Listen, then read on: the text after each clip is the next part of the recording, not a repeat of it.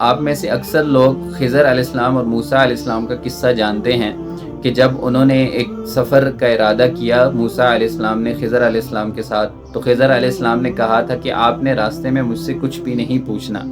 تو 3 واقعات ہوئے تھے موسیٰ علیہ السلام اور خضر علیہ السلام کے سفر میں۔ پہلا واقعہ جو آپ نے کشتی کا سوراخ کر دیا تھا، دوسرا جو آپ نے بچے کو قتل کر دیا تھا، اور تیسرا جو آپ نے دیوار لگا دی تھی۔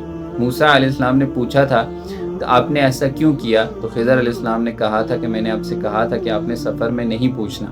خیر میرا اور آپ کا راستہ اب علیحدہ ہے، لیکن میں آپ کو بتا دیتا ہوں کہ میں نے ایسا کیوں کیا۔ خضر علیہ السلام نے جب بتایا تو آپ نے کہا کہ جو کشتی کا میں نے سوراخ کیا وہ اس وجہ سے کیا کہ وہاں پہ ایک ظالم بادشاہ تھا، کسی کی بھی سلامت کشتی دیکھتا تو وہ اس سے لے لیتا۔ دوسرا، بچے کو میں نے اس لیے قتل کیا کہ وہ نافرمان تھا اپنے والدین کا، اللہ تعالیٰ ان کو اس کے بہتر بدلہ عطا کرے گا۔ تیسرا، وہ دیوار میں نے اس لیے لگائی تھی کہ وہاں پہ یتیم بچوں کا خزانہ تھا تاکہ وہ بڑے ہو کے لے لیں۔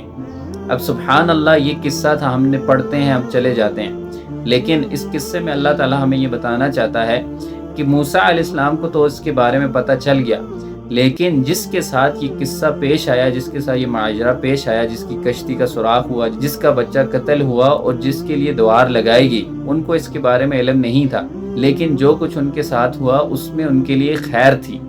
یہی بتانا چاہتا ہے ہمارا رب کہ آپ پر جو بھی کچھ مصیبت آتی ہے یا کسی قسم کی تکلیف آتی ہے، اس میں اللہ کی طرف سے خیر ہوتی ہے۔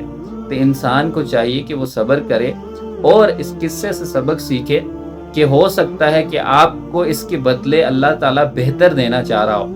اس لیے جب بھی آپ پر ایسی کوئی مصیبت پریشانی آ جائے تو اس پر صبر کریں اور اس پر راضی رہیں، انشاءاللہ اللہ تعالیٰ اس کا بہتر عطا کریں گے۔ جزاک اللہ۔